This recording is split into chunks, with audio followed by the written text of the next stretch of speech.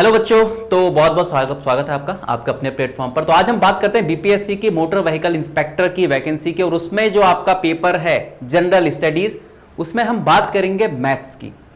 10 number का रहने वाला है आपका मैथ्स का पोर्शन। ठीक है, बहुत ज़्यादा इंपॉर्टेंट है।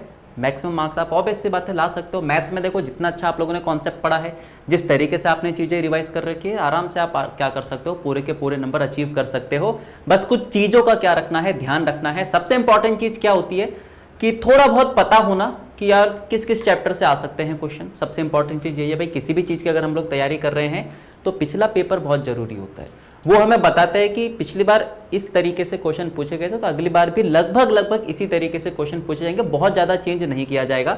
तो पूरा एनालिसिस करके मैं आप लोगों के लिए लेकर आया हूं कि किन किन चैप्टर्स पर आप लोगों ने बहुत ज़्यादा फोकस करना है। क्योंकि जब मैथ्स बहुत कम मार्क्स की होती है ना, जैसे 100 नंबर का आपका जनरल स्टडीज़ का पेपर है, जिसमें से सिर्फ 10% यानी 10 मार्क्स की क्या रहेगी, मैथ्स रहेगी, तो फिर वहाँ पर जो चैप्टर्स होते हैं वो कुछ बहुत ज़्यादा इंपॉर्टेंट हो जाते हैं। अब वो कौन कौन से चैप्टर हैं, ठीक है, कितनी कितनी उनकी पॉसिबिलिटी है आने की, इजी रहेंगे या फिर आपके पास हार्ड रहेंगे, हर एक चीज़ के बारे में हम लोग बात करेंगे। तो चलिए करते हैं स्टार्ट।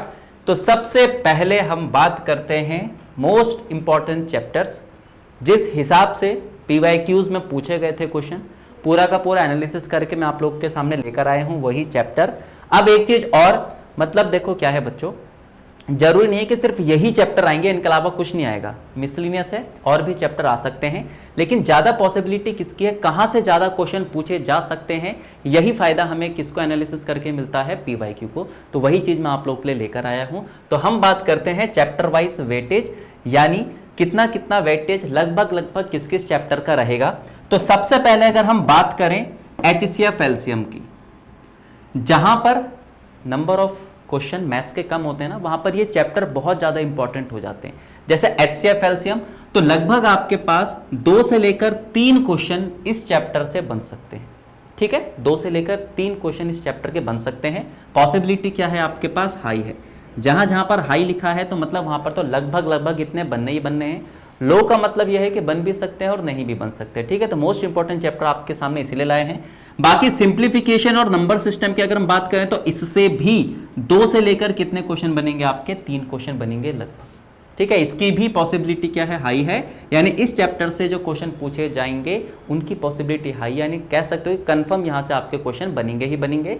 अगर आप इन दोनों चैप्टर को मिला देते हो, क्योंकि अगर ध्यान से देखा जाए HCF LCM, simplification, number system, ये लगभग एक ही चैप्टर होते हैं। बहुत ज्यादा डिफरेंस यहाँ पर होता नहीं है, बस कैटेगराइज अलग अलग नाम से कर रखा है। जैसे नंबर सिस्टम कर रखा है आपका, एचसीएफ एलसीएम कर रखा है स्क्वायर रूट हो रखा है, क्यूब रूट हो रखा है आपके पास। सिंप्लीफिकेशन अगर ध्यान से हम देखें तो सिंप्लीफिकेशन के ही क्या है, ये पार्ट है। तो इन 2 चैप्टर से या 3 चैप्टर आप कह सकते हो मैक्सिमम क्वेश्चन पूछने की क्या है, पॉसिबिलिटी है। फिर अगर हम बात करते हैं time and work, time speed distance, तो यहां जो पॉसिबिलिटी है थोड़ी सी क्या है, कम है, यानी आ भी सकते हैं और नहीं भी आ सकते हैं। ठीक है, लेकिन इंपॉर्टेंट चैप्टर है। सेम एवरेज और एज की बात करते हैं, 0 से 1, यानी फिर से वही चीज है कि आ भी सकते हैं और नहीं भी आ सकते हैं, लेकिन पॉसिबिलिटी है यहां से आने की। यानी और चैप्टर से अगर हम लोग क्या करें, कंपैरिजन करें, तो इन चैप्टर्स की पॉसिबिलिटी यानी यहां से क्वेश्चन पूछे जाने की पॉसिबिलिटी ज्यादा है। बाकी देखो, ऐसा कोई आपके पास पेपर बनता ही नहीं है जहां से आपके पास या जहां पर परसेंटेज और प्रॉफिट एंड लॉस के क्वेश्चन ना बने, तो इनकी पॉसिबिलिटी भी बहुत हाई है। यानी मैक्सिमम जो आपको क्वेश्चन देखने को मिलेंगे पेपर में, वो इन्हीं चैप्टर्स से देखने को मिलेंगे। बाकी इनके अलावा आपके पास और भी चैप्टर्स हैं, वहां से भी क्वेश्चन बन सकते हैं। ठीक है, लेकिन देखो बात वही है ना कि अगर हम तैयारी स्टार्ट कर रहे हैं तो कहीं हमें एक स्टार्टिंग पॉइंट तो मिलना चाहिए। हमें कम से कम ये तो पता होना चाहिए कि कहां से ज्यादा क्वेश्चन बन सकते हैं। तो ये वो चैप्टर हैं, पूरा एनालिसिस करके आप लोग के सामने मैंने रखे हैं, जहां से क्वेश्चन बनने की संभावना सबसे ज्यादा है।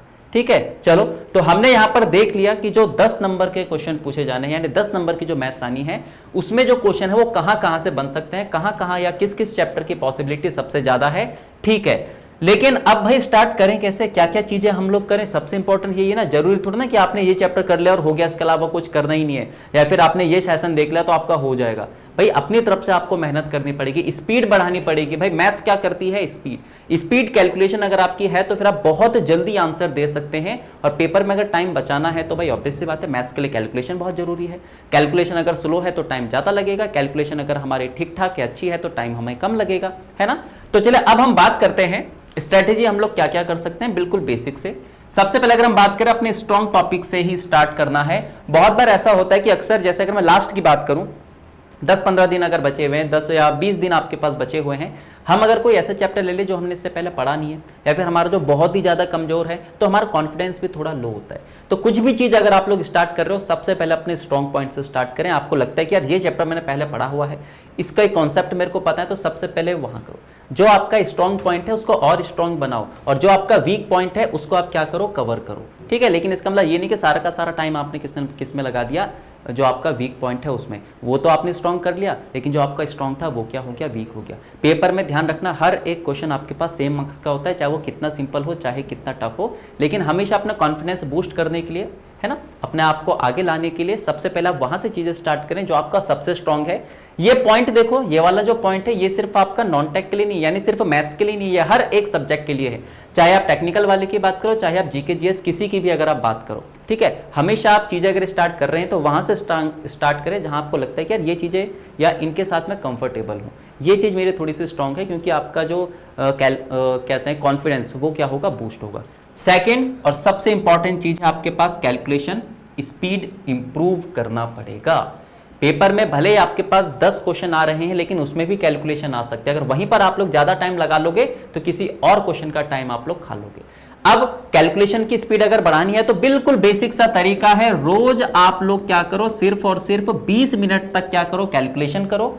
बहुत ज्यादा नहीं है, 20 मिनट आराम से हम निकाल सकते हैं एक दिन में। ठीक है, अब इनमें हमें प्लस के क्वेश्चन करने, माइनस का करने, इंटू के करने और डिवाइड के करने। हर बार कैलकुलेशन आप क्या करो, थोड़ी सी टफ करते रहो। आज जैसे करिए, सिंपल से स्टार्ट करो, धीरे धीरे धीरे धीरे क्या करो, टफ करो। ये रोज के 20-20 मिनट कब आपकी कैलकुलेशन को बहुत हाई लेवल पर ले जा लेंगे, आपको पता भी नहीं चलेगा। फिर बाकी टाइम मैनेजमेंट सीखो, सबसे इंपॉर्टेंट चीज यही है। आपको लगता है कि मैं क्वेश्चन कर दूंगा, लेकिन अगर हमें लगता है कि यार टाइम ये थोड़ा सा ज़्यादा ले लेगा, तो शुरू में कभी भी वो क्वेश्चन करने का फायदा है नहीं। शुरू में हमें उन क्वेश्चन पे जाना है जो हमें लगता है अरे यार ये तो सिंपल सा है, ये जल्दी हो जाएगा, तो सबसे पहले उन क्वेश्चन को करो, टाइम बचाओ। लास्ट में जब टाइम बचेगा तो हम थोड़े से टफ क्वेश्चंस पे जा सकते हैं। इसके लिए बहुत जरूरी है क्वेश्चन को एक बार पढ़ना और समझना, और ये सीखना कि भाई ये क्वेश्चन कितना टाइम ले सकता है। यही क्या है, टाइम मैनेजमेंट। इसके अलावा कुछ भी टाइम मैनेजमेंट नहीं है। क्वेश्चन को देखकर समझ जाना कि ये कितना टाइम ले सकता है, यही टाइम मैनेजमेंट है पेपर में, बस। बाकी गैस वर्क अवॉइड करना है, यानी तुक्के नहीं मारने हैं, चाहे नेगेटिव मार्किंग हो चाहे ना हो। कभी भी कुछ चीज अगर आप स्टार्ट कर रहे हो तो हमेशा आप क्या करो, इस तरीके से स्टार्ट करो कि हमें सही आंसर ही देना है, तुक्का नहीं मारना। क्योंकि अगर स्टार्टिंग में हम लोग क्या करेंगे, तुक्के मारने वाले आदत रखेंगे, तो पेपर में भी ऐसे होगा, यार 2-3 क्वेश्चन कोई बात नहीं, तुक्के मार लेता हूं, क्या होगा अगर सही हो गए तो। लेकिन ये भी तो सोचो अगर गलत हो गए तो गैस वर्क तो करना ही नहीं है। पूरा का पूरा अपने पे कॉन्फिडेंस रखना है, कैलकुलेशन की स्पीड बढ़ानी है, हम लोगों ने टाइम मैनेजमेंट सीखना है, जो भी हमारे स्ट्रॉन्ग टॉपिक्स हैं उसी से क्या करनी है, चीजें स्टार्ट करनी है। ठीक है, तो हमने यहाँ पर बात करी चैप्टर्स की कि जो हमारे 10 क्वेश्चन आने वाले हैं उसमें से हम 10 में से 10 मार्क्स बड़े आराम से ला सकते हैं। बेसिक से हमें स्ट्रेटेजी चाहिए, बस पहले हमें यह पता होना चाहिए कौन से चैप्टर ज़्यादा इंपॉर्टेंट है, वो चैप्टर हम लोग पहले कवर करेंगे।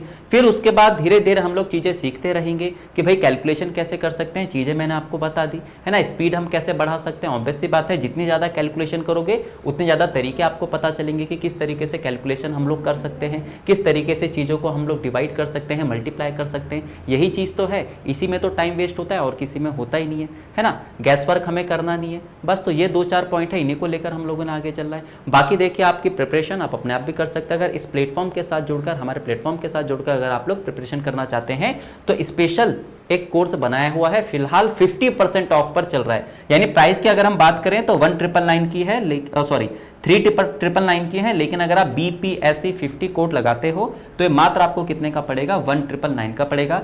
यहां पर आपका टेक्निकल प्लस नॉन टेक दोनों है।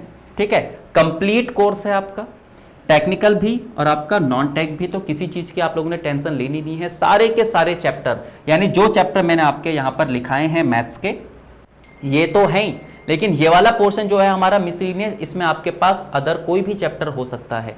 तो जो आपका नॉन टेक्निकल वाला पोर्शन है, टेक्निकल भी आपके पास कंप्लीट है, नॉन टेक में जो आपकी मैथ्स है उसमें सारे के सारे जो आपके चैप्टर्स होते हैं मैथ्स में वो कंप्लीट है। कोई भी चैप्टर आपको अगर ऐसा लगता है कि यार इसका हमें कॉन्सेप्ट पढ़ना है तो आप उसी टाइम जाकर स्टार्ट कर सकते हैं, ठीक है। इस चीज़ की कोई टेंशन है ही नहीं। अब ये परचेज कैसे करना है, make it easy mechanical app है, प्ले स्टोर पर अगर आप लोग जाइएगा तो वहाँ पर आपको हमारी ऐप दिख जाएगी, डाउनलोड आप करना एप्लीकेशन को, उसके बाद ये कोर्स आप परचेज कर सकते हैं, ठीक है। कंप्लीट कोर्स है, टेक्निकल प्लस आपका नॉन टेक। एक चीज़ और, जब आप इसको परचेस करेंगे तो आपको प्राइस शो होगा 3999 का, लेकिन जब आप इसमें कूपन कोड लगाओगे तभी जाकर 50% आपको ऑफ मिलेगा, ठीक है। तो ऐसे ही और इन्फॉर्मेटिव सेशन में आप लोग के लिए लाता रहूंगा कि कैसे करके हम पूरे 10 में से 10 मार्क्स ला सकते हैं। देखो सिर्फ यही चीज़ नहीं है, इसके अलावा भी बहुत सारी चीज़ें हैं, है ना। आपको जो पेपर है उसको एनालाइज करना भी आना चाहिए। जब आप एग्जामिनेशन सेंटर में बैठते हैं पेपर को करने के लिए, तब आपको किन किन चीज़ों पर ध्यान रखना है वो चीज़ें भी पता होनी चाहिए। तो ऐसे कंटिन्यू सेशन में आप लोग के लिए लाता रहूंगा। मिलते हैं आपसे अगले सेशन में। Okay, thank you.